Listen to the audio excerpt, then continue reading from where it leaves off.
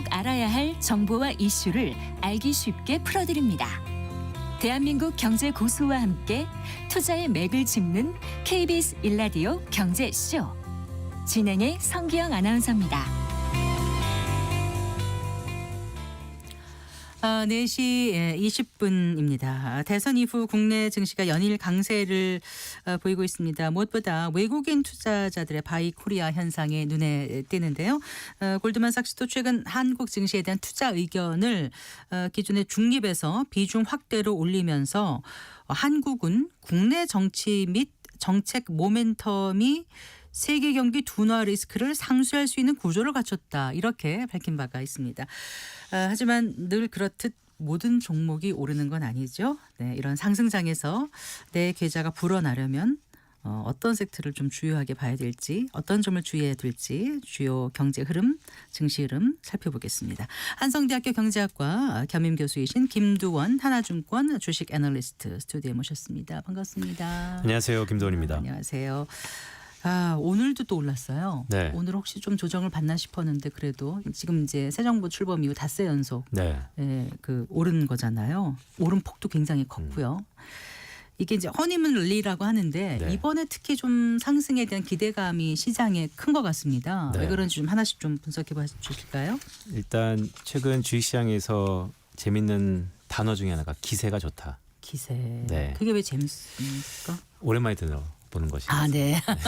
기세가 좋다. 네. 네. 기세가 좋을 때는 그 기세를 이어가기 위해서 마중물 역할을 하는 촉매자가 필요합니다. 네. 그 촉매자가 흔히 우리는 정책이라고 부르는 것이고요. 네. 지금 새 정부가 정책에 대한 바람이 꽤 강한 상황이죠.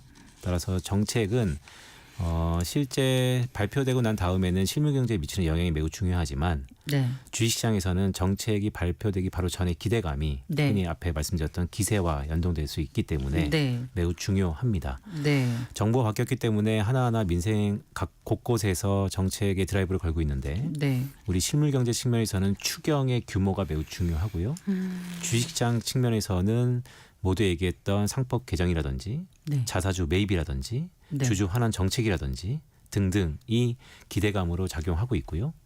더 나아가서 오늘 뒤에도 말씀드리겠지만 이 모든 것들은 국내 수급 요인 중에 네. 하나이고 더 크게 늘상 그랬던 건 아니지만 이 기세가 중장기적인 흐름으로 추세가 되려면 네. 수급이 뒷받침돼야 되는데 네. 네. 국내 자금뿐만 아니고 외국인들이 네. 돌아와야 되는 것이거든요. 예. 외국인들은 물론 국내의 성장성을 보는 것이지만 중장기 요소로서 환을 봅니다. 네. 환율이 그 국가의 펀더멘털을 반영한다는 측면에서 보면 네. 원화의 강세 흐름이 네. 반대로 얘기하면 달러의 약세 흐름이 네. 우리 시장의 전반적인 기세를 다시 한번 중장기 추세로 바꿀 네. 수 있는 그런 네. 촉매제 역할을 하고 있다라고 볼 수 있겠습니다. 네. 자, 기세를 추세로 이어가려면 어떻게 해야 될까? 이제 그 조건들 하나씩 좀 살펴봤으면 좋겠습니다. 일단 상승세가 계속 이어지려면 네. 어떤 게 필요한지 잠깐 모두에 말씀을 해주셨는데요. 공약에 있었던 상법 개정 네. 이게 큰 마중물 역할을 할 거라고 보시는 거죠? 맞습니다. 왜냐하면 당선된 이후에 상법 개정을 대대적으로 하겠다. 네. 그러니까 좀 더 강하게 하겠다라는 것이 기대감 플러스 알파로 작용하고 있는 것이고요. 네. 두 번째는 물론 객관적인 시각이 필요합니다. 정부가 허니문 정부이기 때문에 대부분 정상화의 궤도 속에서 그 정부가 발표하는 것이 지금은 많은 밸류에이션, 즉 가치를 줄 때예요. 하지만 좀 더 객관적인 시각에서 보더라도 네. 일단 새로운 정부가 세 가지 표어를 내세우고 있는데 첫 네. 번째는 회복한다. 회복. 두 번째는 성장한다. 세 번째는 행복한다. 네. 자, 모든 재테크가 행복하려고 하는 것이고요. 회복이라는 것은 지난 시기에는 우리 경제가 정상적인 경제가 아니었다라는 것이고 네. 주식시장 재테크 관점에서 가장 주목하는 것은 성장입니다. 그렇죠. 네. 네. 네, 결국 성장이 있는 곳에 모든 것이 꽃이 마중물 그러니까 결과물이 있다라는 얘기이고요. 전략은 좀 더 구체적으로 나타나고 있는데 성장도 세 가지로 나눴죠. 첫 번째는 기술 주도의 성장. 네. 이거는 글로벌 트렌드입니다. AI를 필두로 해서 한국이 사실 AI 붐에 챗GPT 그다음에 딥식 네. 이런 중국의 저가 AI 이런 예. 큰 흐름에서 좀 뒤쳐졌죠. 맞습니다. 네. 그런데 그것을 다시 한번 찾아오겠다라는 네. 것이고 찾아온다 그러면 뭐 하시는 것처럼 굵직굵직한 선두 그룹 중에 하나가 SK하이닉스와 삼성전자 등등이 있습니다. 연이없이 투자에 박차를 가할 거다라고 보고 있고요. 네. 두 번째는 모두의 성장. 이것은 글쎄 지금 정부가 어쨌든 기본적으로 성장보다는 분배와 균형을 추구하기 때문에 중산층을 다시 한번 복구하겠다.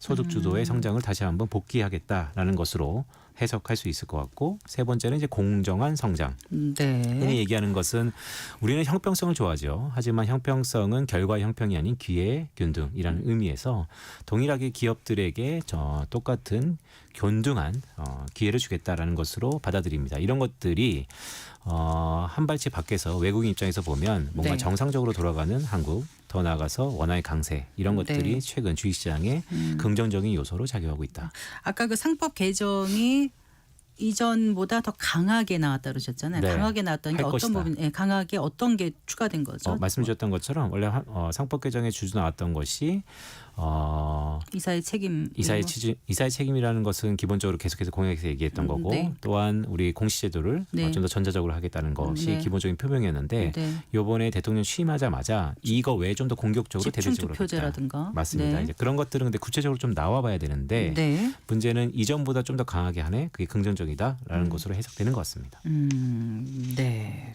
그래요. 그 자본시장에서요,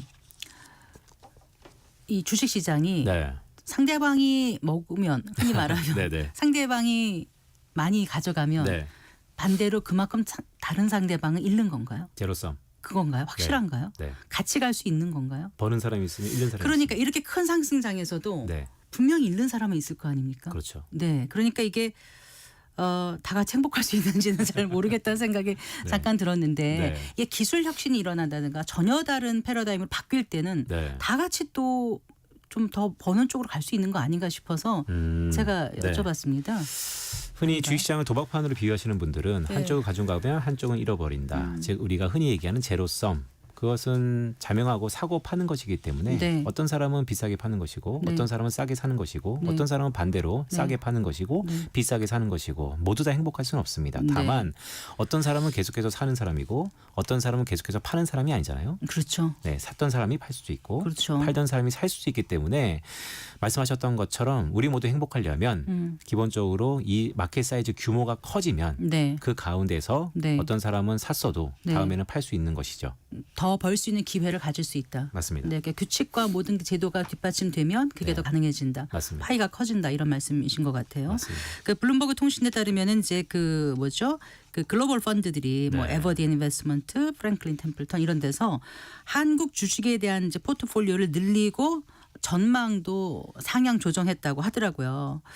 그래서일까 외국인들이 굉장히 많이 돌아와서 앞서 우리가 얘기했는데 이달 들어서 4조 원 규모의 수준에서 네. 기록했다고 하던데요. 이 추이가 계속 이어질지 아까 말씀하신 기세가 네. 추세로 이어지려면은 네. 외국인의 귀환이 중요하다 네. 말씀하셨잖아요. 맞습니다. 네, 어떻게 보십니까? 일단 당분간 이어질 가능성이 높아 보입니다. 네. 이유는 이제 시작했고요. 정책이 꽤 구체적으로 구체화되면서 순차적으로 발표될 거기 때문에 네. 더 중요한 것은 이번 정부가 들어서기 전에 우리 흔히 과거의 지금의 정치적 성향을 띈 정부는 성장보다는 균형과 분배였습니다. 따라서 외국인 입장에서도 과연 이 정부가 어떤 것을 중점으로 할지에 대해서 약간의 의문이 있었는데 여지없이 성장에 제가 헷갈립니다. 이 정부가 어떻다고요? 그전에는 네. 군이 흔히 따지면 네. 성장보다는 분배, 균형과 분배 쪽에 지금 집권 여당 맞습니다. 말씀하신 거죠? 네. 지금 좀 더 포커스가 있었죠. 네. 우리 흔히 이데올로기적 구분에서 본다면 네. 따라서 뭐 흔히 통계적으로 보면 이번 정부 즉 진보 정부가 들어섰을 때 네. 아이러니컬하게도 부동산 가격이 항상 높았었고 아이러니컬하게도 주식시장이 꽤 반등했었는데 네. 그가 내세우는 것은 항상 균형과 분배였습니다. 네. 네. 따라서 외국인 입장에서 보면 이 정부가 과연 성장을 할까에 대한 의구심이 있었다는 것이죠. 이제까지를 봤을 맞습니다. 때. 네. 그런데 우리가 계속 강조했던 것처럼 이번 네. 정부가 제일 먼저 들고 나온 것이 네. 행복과 회복보다는 성장이었고 네, 네. 그 성장도 구체적으로 기술 주도로 하겠다, 네. 공정하게 하겠다, 우리 모두 다 모두가 성장을 하겠다. 하겠다. 네. 이런 부분들이 외국인 입장에서는 why not? 완전 생큐죠. 그렇죠. 그동안 우리가 코리아 디스카운트로 여겨졌던 것들을 벗어날 수 있는 거를 이제 한국이 가져간다라면은 한국 증시가 좋아지겠다. 맞습니다. 우리가 투자할 만하다. 이런 생각이 들게끔 한다는 말씀이시죠? 맞습니다. 거기다 그러니까 더 이례적으로 네. 흔히 지금은 대통령이 되셨지만 과거 이제 후보 시절에 각종 유튜브나 이런 채널에 나와서 네. 주식시장 정책을 또 과감히 말씀하셨어요. 네. 그게 이례적인 것이죠. 네. 네, 과거에는 사실 우리가 주식에 대한 경험도 있으신 것 같고요. 맞습니다. 네. 그래서 외국인 투자자 입장에서 보면 네. 지금의 정책이 나쁘진 않죠. 자산시장, 네. 특히 주식시장 입장에서는. 그래요. 그런데 이제 하나 좀 짚고 갈게요. 그 미국 재무부에서 우리나라를 환율 관찰 대상국의 그 지위를 계속 유지했지 않습니까? 5일 네. 발표됐는데 네. 어떻게 보세요? 아까 그 결국은 제일 중요한 게 기세에서 추세로 갈 때 네. 환이 중요하다. 맞습니다. 근데 지금 당장 봤을 때 환은 괜찮아 보인다라고 말씀하셨는데 네. 앞으로는 어떨까? 오늘 같은 경우는 네.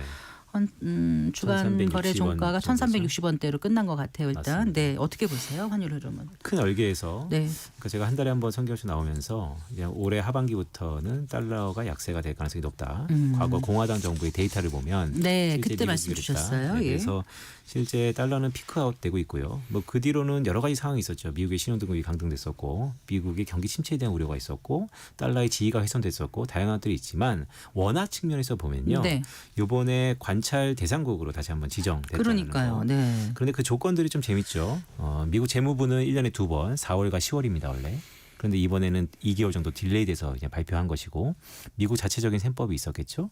조건은 일단 대미 무역 흑자가 네. 150억 달러 이상이냐. 네, 네. 네, 우리 현재 지금 550억 달러 발표한 거는 그러니까 훨씬 넘는 거죠. 네. 두 번째는 경상수지가 국내 총생산의 3% 이상이냐. 네. 네, 이번에 발표를 보니까 5.3%. 네. 네, 그것도 거의 더블 카운트 비슷하게 됐고. 그러니까. 세 번째는 예. 1년 12개월 중에 8개월 이상 달러를 순매수했느냐. 즉 개입했느냐. 네. 그것도 아직은 8개월 이상은 아니다. 네. 뭐 이런 부분들을 각각 나타나고 있는데요. 네. 이번 환율 보고서에 가장 중요한 키워드가 있습니다. 환율 보고서를 딱딱 봤더니 가장 중요한 건 그가 네. 미국이 네. 우리를 한국을 음. 어떻게 바라보는지가 가장 중요하다. 그래서 어떻게 바라봤어요? 어떻게 바라봤냐? 네. 미국은 한국을 이렇게 정의하고 있습니다. 한국은 네. 구조적으로 계속해서 미국과의 무역에서 흑자를 보일 수 있는 구조를 갖고 있다. 네. 네. 네. 조만간 가장 크게 환율 쪽에서의 강한 압박이 있을 거로 봅니다. 그러면요. 그러면 결국, 네. 그 압박의 결론 네. 원하는 강세. 그러면요. 그러면 중장기적으로 보면 네. 모든 것을 한 방향성으로 오래 되면 항상 부작용이 나타나요. 네. 하지만 지금 시점에서 보면 주식 투자하는 입장에서 네. 외국인 입장에서는 원화 강세가 맞습니다. 네. 이롭다고 생각하겠죠. 네. 자, 개인 투자자들이 이제 가장 궁금한 건 결국 그래요. 아까도 말씀드렸지만 다 상승한다고 내가 투자한 것이 과연 상승할 것인가. 결국 어떤 투자 전략을 가져가야 네. 지지 않고 이기는 싸움을 할 것인가인데 네. 어떤 지표를 보면 될까요? 미국의 예를 들어서 뭐 PMI 제조업 지수 이런 거를 통한 코스피 투자 전략 네. 이런 리포트도 나온 것 같더라고요. 네. 그게 어디 그 하나증권에서 나온 맞습니다. 건가요? 아, 네, 좀 소개해 주신다면요. 제가 매주 화요일마다 이제 발표자를 보고 하는데 그게 이제 공교롭게 오늘 아침에 발표됐습니다. 네, 그러니까 이제 한국의 업종이 꽤 중요해요. 네. 왜냐하면 시장, 그러니까 여의도 펀드 매니저들을 쭉 돌아다녀 봐도 다들 이런 말씀하세요. 여차 눈 껌뻑껌뻑 했더니 연초 대비 코스피가 20% 네, 누적 수익률로 벌써 올랐다. 네, 갑자기 우등생이 됐어요. 네. K 증시가. 그런데 고민거리는 도대체 뭘 사야 될지 모르겠다. 왜냐하면 살만한 건 다 올랐어요. 조선 방산 다 오르고 삼성전자 이거 막 시작한다 그러는데 겁도 나고. 네. 그래서 지금 필요한 것은 이제 업종 전략을 어떻게 선별할까가 매우 중요한데요. 네. 제 나름대로 이제 분석을 했던 것 중에 하나는 경제, 즉 매크로 데이터를 갖고 한번 네. 선별할 기준을 정해보자라는 거였어요. 아, 네. 그 중에 하나가 말씀하셨던 것처럼 PMI 제조업 지수라는 게 있습니다. 네. 간단히 얘기해서 그 국가의 제조업을 나타내는 지표예요. 그런데 이 지표는 사람들한테 물어봐서 추출하는 서베이 지표입니다. 네. 제조업자들한테 물어보는 거예요. 제조업 경기가 좋을 것 같냐, 안 좋을 것 같냐. 그래서 미국과 중국, 한국과 매우 연결고리가 깊은 네. 미국과 중국의 제조업 지수를 봤더니 네. 미국과 중국의 PMI 제조업 지수는 네. 미국의 제조업, 중국의 제조업을 나타내는 지수죠. 네. 어떻게 보면 한국과는 상관없어 보입니다. 하지만 네. 우리가 흔히 좀 어려운 말로 글로벌 밸류 체인이라는 공급망, 네. 아이폰을 한다 만들 때 네. 한국이 부분 조립을 한다는 의미에서 다 연계가 돼 있거든요. 그런데 지금 미국과 중국의 제조업 지수가 안 좋아요. 그러면요. 네, 그런데 네. 이제 우리가 앞으로 미래를 얘기해야 되는 것이잖아요. 지금은 안 좋은데 네.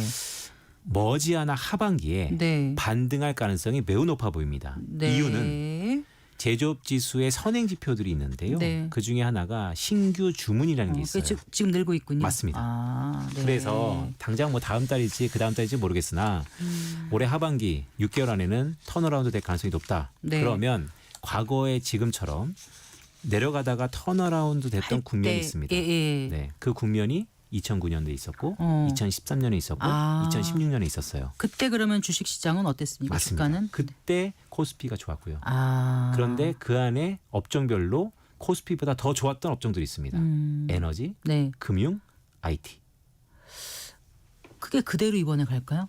에너지? 통계에는 네. 과거의 확률이 지금과 비슷하게 갈 가능성이 높다라고 말씀드린 거죠. 물론- 에너지, 금융, 네, IT요? 맞습니다. 네, IT는 AI로 바뀌는 건가요? 어떻습니까? 네, 에너지, 금융, IT고 네. 또 재밌는 게 네.